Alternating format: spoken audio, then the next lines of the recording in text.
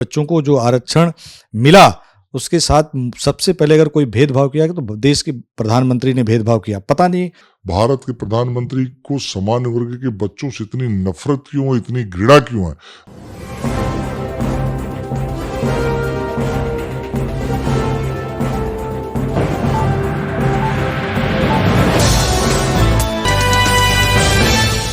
EWS एक ऐसा मुद्दा है जिससे कि सामान्य वर्ग के अभ्यर्थियों को भारी नुकसान उठाना पड़ता है।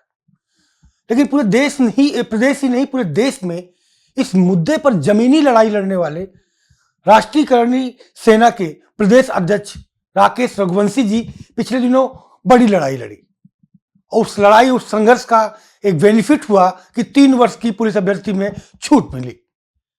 लेकिन अभी फिर एक कार्यक्रम, एक फिर प्रदर्शन बनारस में होना है।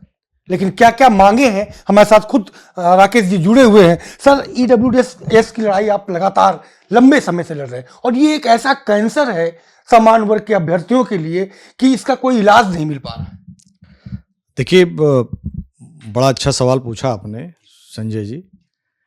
मैं मंडल कमीशन जब लागू हुआ था, विश्वनाथ प्रताप सिंह जी ने मंडल कमीशन लागू किया था, तो मंडल कमीशन लागू करके उन्होंने 27% रिजर्वेशन दिया था इस देश के युवाओं को। और ये जो लागू हुआ था वो शैक्षणिक आधार पे लागू हुआ था, सामाजिक आधार पे लागू हुआ था। विश्वनाथ प्रताप सिंह ने जब ये मंडल कमीशन लागू किया और 27% रिजर्वेशन दिया तो उन्होंने ये नहीं देखा कि आप जो है मुख्यमंत्री हैं, प्रधानमंत्री हैं, आप जिला पंचायत अध्यक्ष हैं, विधायक हैं, आपके पास 5 एकड़ ज़मीन है कि 50 एकड़ ज़मीन है, आपकी इनकम 1 करोड़ है या 100 करोड़, कोई मतलब नहीं। आप इस कैटेगरी से आते हैं और आपको उन्होंने 27% रिजर्वेशन दिया। ये मंडल कमीशन की रिपोर्ट पे दिया उन्होंने। अब जब भारत के प्रधानमंत्री जो इस समय वर्तमान में है, मोदी जी, इन्होंने सिंघो आयोग की रिपोर्ट पर 12 जनवरी 2019 को 10% रिजर्वेशन दिया सवर्णों को। सभी ने स्वागत किया कि बहुत अच्छा है, कम से कम सवर्ण समाज के बच्चों के लिए ये अच्छा मैसेज है मोदी जी की तरफ से, सभी ने वेलकम किया। लेकिन जब इन्होंने दिया तो उसके साथ भेदभाव किया। उसमें भेदभाव इन्होंने ये किया कि जिसके पास 5 एकड़ जमीन होगी ईडब्ल्यूएस की श्रेणी में नहीं आएगा, जिसके पास 1000 वर्ग फीट में मकान होगा ईडब्ल्यूएस की श्रेणी में नहीं आएगा, जिसके पास प्लाट होगा ईडब्ल्यूएस की श्रेणी में नहीं आएगा। तो जमीन, प्लाट, मकान की 5 एकड़ जमीन की शर्तें लगा करके मोदी जी ने भेदभाव किया, जबकि विश्वनाथ प्रताप सिंह ने ऐसा कुछ नहीं किया। और इतना ही नहीं, क्रीमी लेयर में 8 लाख रुपए की इनकम इन्होंने रखी कि 8 लाख रुपए की इनकम से ज़्यादा अगर किसी की 1 रुपये होगी तो ईडब्ल्यूएस की श्रेणी में नहीं आएगा, और सामान्य वर्ग वालों के लिए। लेकिन उनकी इनकम जोड़ी सामान्य वर्ग वालों को उनके पूरे परिवार की, जबकि अदर कैटेगरी वालों को केवल उनके माता पिता की जरूरत। तो यहाँ भी क्रीमी लेयर में भी उन्होंने भेदभाव किया।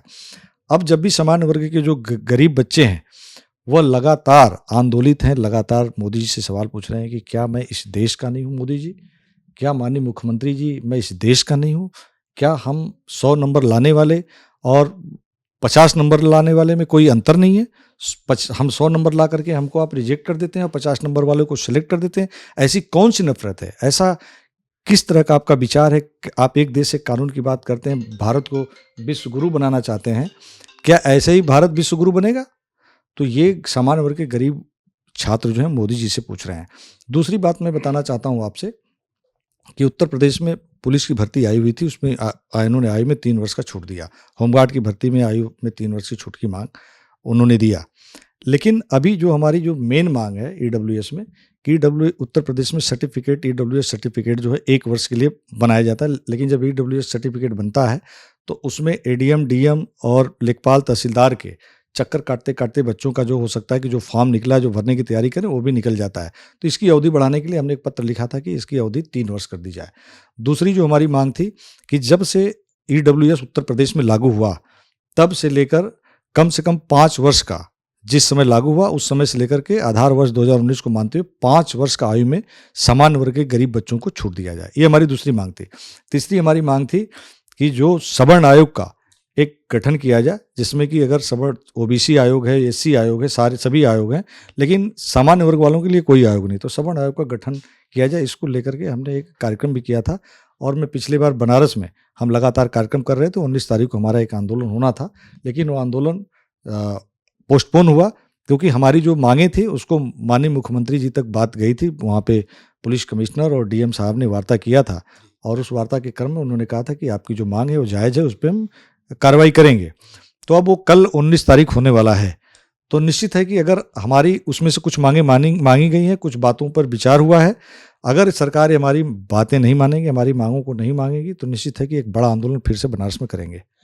लगभग अक्सर देखा गया है कि जब प्रदेश की सरकारें में मुख्यमंत्री पिछड़ा या बैकवर्ड होता है तो आरक्षण का लाभ उनको ज़्यादा मिलता है, उनकी जातियों को ज़्यादा मिलता है। इस सरकार में मुख्यमंत्री खुद समान वर्ग से आ रहे हैं, तो ऐसी पे ईडब्ल्यूएस को लागू होना में दिक्कत कैसे आ रही है? देखिए, सबसे पहले समझना होगा कि भारत के जो प्रधानमंत्री हैं, उन्होंने वहां से भेदभाव किया। अगर उन्होंने मंडल कमीशन की तरह ही सिंघो आयोग की रिपोर्ट को भी लागू करते तो कोई भेदभाव नहीं होता, पूरे देश में एक जैसा सबको आरक्षण मिलता। Doctor RP. सिंह द्वारा संचालित यहाँ उपलब्ध है ईसीजी, ब्लड टेस्ट। इस सामान्य वर्ग के गरीब बच्चों को जो आरक्षण मिला, उसके साथ सबसे पहले अगर कोई भेदभाव किया तो देश के प्रधानमंत्री ने भेदभाव किया। पता नहीं भारत के प्रधानमंत्री को सामान्य वर्ग के बच्चों से इतनी नफरत क्यों है, इतनी घृणा क्यों है। मैं लगातार पूछ रहा हूं, लेकिन मोदी जी बता नहीं रहे, लेकिन उनकी मंशा स्पष्ट हो गई है।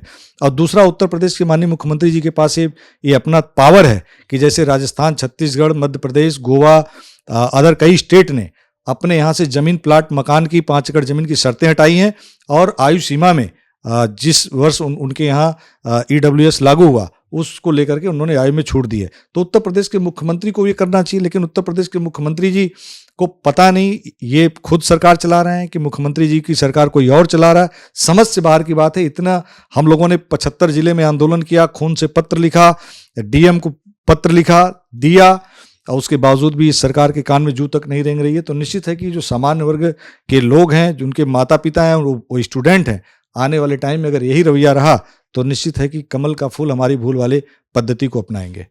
तो क्या इस मुद्दे को लेकर के आप आगे की कोई लड़ाई का प्लान रखते हैं?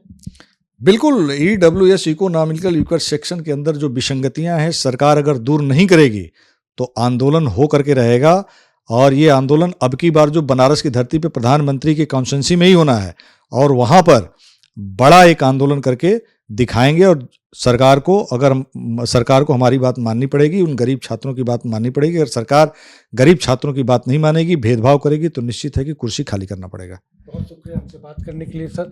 तो आपने देखा कि ईडब्ल्यूएस को लेकर के जो जमीनी संघर्ष है वो राकेश रघुवंशी जी कर रहे हैं, और उन्होंने बड़ा ऐलान कर दिया है कि अगर ईडब्ल्यूएस की विसंगतियों को सुधारा नहीं गया तो उसके लिए एक बड़ा आंदोलन वो खड़ा करेंगे।